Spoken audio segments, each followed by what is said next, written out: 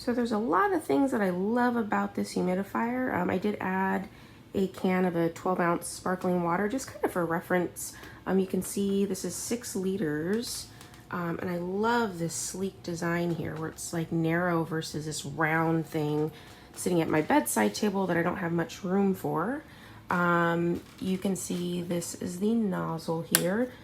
We can turn it off, and it has quite a bit of room for variability, if that's what I want to say. If you look at the side here, there's this blue LED light which tells you how much water's in there, and I've had this running for like 2 days now and it's still pretty damn full. And what's cool, for those of you that get bothered by light at night like I do, there is this button here that can turn it off. Yeah, so on and off.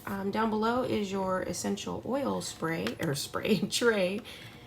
Open that up. I actually had to put quite a bit in there before I could actually smell anything. I don't know if that's good for me, but maybe you really only need a little bit, but what do I know?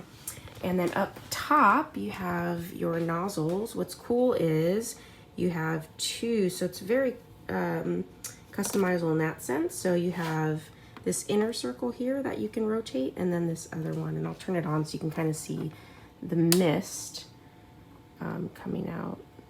So very fine mist, doesn't leave my room all crazy damp at all, actually. But I love that you can turn these. So anyway, I highly recommend this. I got this for my seasonal or allergy related snoring, and according to my app, it did the job. So yeah, I highly recommend this product.